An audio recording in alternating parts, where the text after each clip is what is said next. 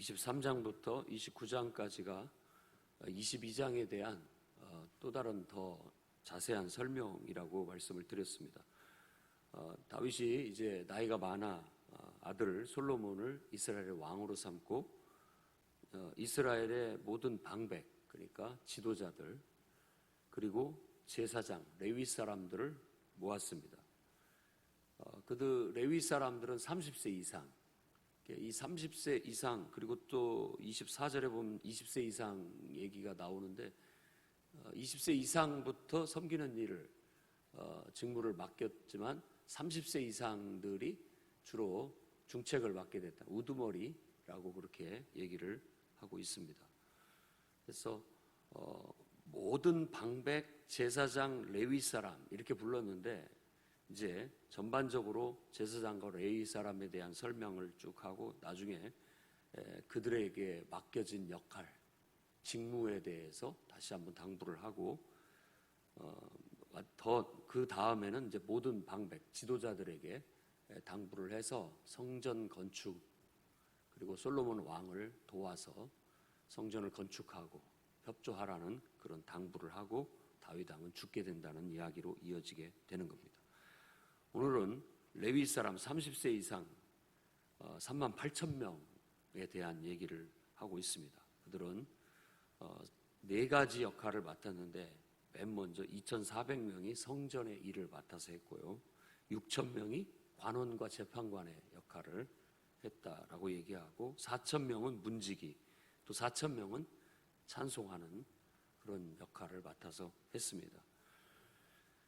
4,000명이 찬송하는 역할을 했다면 국가적으로 봤을 때 이제 뭐 큰 숫자들이 찬양하는데 그 일이 쓰여지게 된 겁니다. 그러면서 7절에서 23절은 게르손과 그핫과 무라리, 그핫이라고도 하고 고핫이라고도 합니다. 그러니까 헷갈리지 않으면 됩니다. 이름이 조금씩 발음이 틀릴 수 있고 조금 약간 다르게 기록이 될 수 있습니다. 그핫 자손, 그것이 그 속에 모세도 있고 아론도 있어서 아론의 자손은 이 그핫 자손에서 하게 됩니다. 다윗이 25절에 설명하고 있는 바와 같이 25절 이후에 설명하고 있는 바와 같이 이 레위인들은 그들의 특별한 역할이 있습니다. 레위라는 말 그 이름 뜻 자체도 연합이라는 뜻을 갖고 있습니다.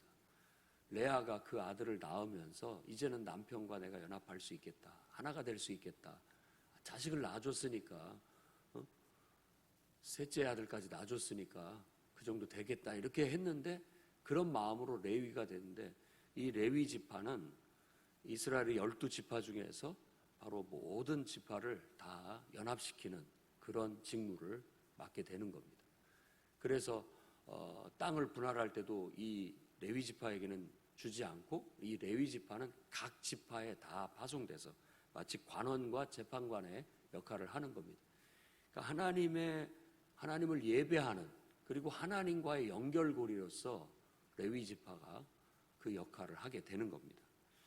그리고 레위 지파가 이제 모세의 장막, 그러니까 성막을 가지고 있었을 때는 그 모든 것들을 이동할 때는 전부 분해해서 각각 맡은 것들을 짊어지고 이동을 했고, 또 정착을 하면 거기에 또 다 장막을 치고 또 그렇게 성막을 세우고 했던 일들을 했습니다. 근데 다윗의 말은 이제 예루살렘에 영원히 주님이 거하시는데 하나님이 이 이스라엘에게 평강을 주셨기 때문이다, 평화를 주셨기 때문이다.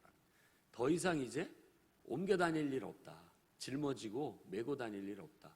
이제 예루살렘에 하나님께서도 성전을 짓고 안정을 찾으실 것이다 라는 그런 어떤 말로서 더 이상 모든 기구를 맬 필요가 없다라는 것을 얘기하고, 그 일로 인해서 세워지게 되는 게 바로 이와 같은 일, 이제 새롭게 직무를 재개선해서 말해주는 겁니다. 그래서 성전을 맡아서 하는 일, 그리고 관원과 재판관, 그리고 문지기, 찬송. 특징적인 것은 바로 이 문지기와 찬송인데 그 중에서 가장 특징적인 것이 바로 찬송하는 사람들입니다. 그러니까 더 어떻게 보면 예배가 더 하나님의 임재 안에 하나님을 더 영광스럽게 하는 형태로 발전됐다고 볼 수 있는 것이죠. 한때 로마 캐토릭은 우리가 보통 미사라고 하는데 미사 자체는 제사라는 뜻입니다.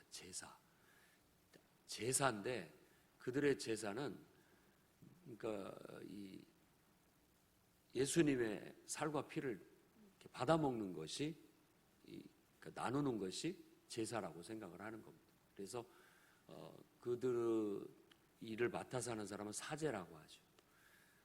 제사 일을 맡아서 한다라는 뜻입니다. 그러나 이제 그 모든 것들이 성경적으로 재조명돼서 지금의 우리의 예배는 이런 제사가 아닙니다.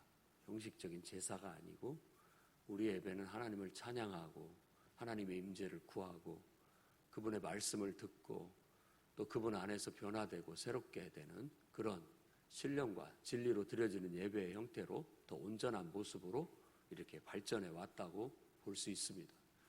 그래서 여러분들도 나름대로 어려서부터 어떤 교회를 다녔든지 간에 나름대로 그 마음속에 예배에 대한 고정관념이라든지 경험들이 있을 수 있지만 그런 어떤 예배의 형식이나 틀 이런 것들보다도 더 중요한 것은 항상 내가 하나님을 높이기 위해서 그리고 또 하나님을 찬송하기 위해서 하나님과 내가 연합되기 위해서 그리고 하나님이 내 안에 임재하셔서 나를 통해서 일하실 수 있도록 하는 데 초점을 맞추는 모든 삶 그리고 예배 모임은 다 예배가 될 수 있습니다.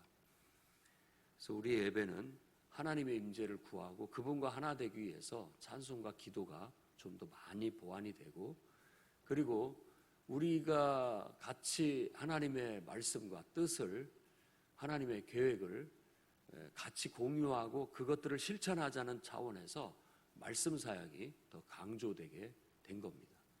그래서 교회사도 이렇게 보면 성찬상이라는 것을 중심으로 해서 예배가 두어지다가 이제는 말씀을 선포하는 강단이 중심이 돼서 그렇게 형태가 이렇게 바뀌어져 가고 있습니다.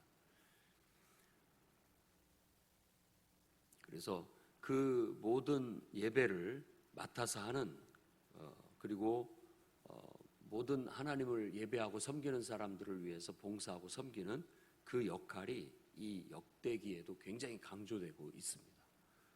그러니까 모세 시대의 예배로 돌아가는 것이 아니라 다윗이 세웠던 그래서 다윗의 장막이라고도 뭐 특징적으로 얘기하기도 합니다만 그 다윗의 장막에서 드려졌던 그 신실한 예배로 우리는 돌아가야 된다라는 그런 개념들이 생기게 된 거예요. 저도 여러분들도 어떤 은혜 받았던 예배 정말 내가 성령의 충만함을 받고 성령 안에서 기쁨과 감동과 하나님의 능력을 경험한 그런 예배의 경험과 추억이 있다면 그런 예배를 계속 그런 은혜를 추구하려고 하는 마음이 있듯이 항상 그 예배를 회복해야 된다. 그 은혜를 회복해야 된다라는 마음을 갖고 나아가야 되겠습니다. 그리고 이런 일들을 위해서 헌신된 일꾼들이 옛날에는 레위 지파였지만 너희는 왕같은 제사장들이다라고 해서 성경에서는 성령 받은 사람이라면 그러니까 예수를 믿음으로 고백하고 모든 사람 앞에서 공적으로 침례를 받고 세례를 받고 이게 신자라는 어떤 당연한 공식적인 선언이 있고 그가 성령의 충만함을 받은 경험이 있는 사람이라면 누구든지 예배를 위해 봉사할 수 있다라고 말할 수 있겠습니다. 그래서 초대교회 때도 일꾼을 뽑을 때 지혜와 성령이 충만한 사람 중에 뽑아라 라고 그렇게 얘기를 한 것을 봐도 이 성령 충만한 것이 굉장히 주의 일을 하는 데에는 중요한 역할입니다. 왜냐하면 예수께서는 부활하시고 승천하셔서 이제 우리에게 선물로 성령을 보내셔서 성령을 통해서 감동하시고 우리를 지도하고 이끌고 계시고 통치하고 계시기 때문에 그렇습니다. 그러니까 예수를 믿는데 나는 성령은 뭔지 모르겠어 라고 얘기하는 것은 그건 아직 뭔가를 잘 모르는 사람과 같은 거예요. 에베소의 어떤 브리스길라와 아굴라를 통해서 혹은 아볼로를 통해서 전도되어진 사람이 있었는데 바울이 그를 만나서 봤더니 이 사람들이 좀 신앙이 좀 자기가 봤을 때 아닌 거예요. 그래서 너희가 믿을 때 성령을 받았느냐를 먼저 물어봅니다. 그러니까 성령에 대한 개념이라든지 성령 충만한 거, 그리고 성령의 인도하심이라든지 이런 것들을 전혀 느낄 수가 없었기 때문에 그런 것이죠. 그랬더니 뭔 소리냐, 성령이 뭐냐, 성령이 뭔지도 모른다라고 그렇게까지 답변을 합니다. 그래서 다시 가르쳤죠. 그래서 다시 세례도 주고 그리고 안수기도 하고 해서 성령 충만함을 받았는데 12사람쯤 됐다라고 성경에 그렇게 기록된 것을 볼 수 있습니다. 그렇듯 오늘날 예수 그리스도를 믿는 믿음은 성전은 예수 그리스도입니다. 구약에 있는 모든 이스라엘 백성들이 예루살렘 성전에 상징적인 의미를 가지고 하나님을 예배하기 위해서 그곳에 나아갔다면, 이제는 육신을 입고 이 땅에 오신, 이 땅에 장막을 치신 그분이 진짜 하나님을 예배하기 위해서 나아가야 할 성막인 거예요. 그래서 이제 누구든지 주 예수를 믿으라는 말은 하나님을 예배하라는 말과도 같은 거예요. 예수님을 내가 영접하고 그분 앞에 나아가야만이 하나님을 예배할 수 있는 거예요. 그분을 통하지 않고는 모든 것이 절도요 강도라고 해서 온전한 게 아니다는 거예요. 잘못된 거라는 거예요. 오직 예수 그리스도가 이제 우리에게 있어서는 유대인들이 그렇게 죽고 못 사는 예루살렘 성전에 되신 겁니다. 그래서 너희가 이 성전을 헐라, 내가 사흘 만에 일으키리라 라고 하는 것은 자신의 죽음과 부활에 대해서 말씀하고 계심이라고 복음서는 얘기하고 있습니다. 그래서 예수 그리스도께서 우리의 예배의 중심이 되시고, 우리는 늘 예수를 부르면서 그분의 임재 안에서, 그분 안에서 하나님을 만나고 하나님을 높이고 하나님께 기도하고 하나님의 은혜를 받고 하나님의 능력을 경험하는 신령과 진리로 드려지는, 영과 진리로 드려지는 진짜 예배를 드려야 되는 겁니다.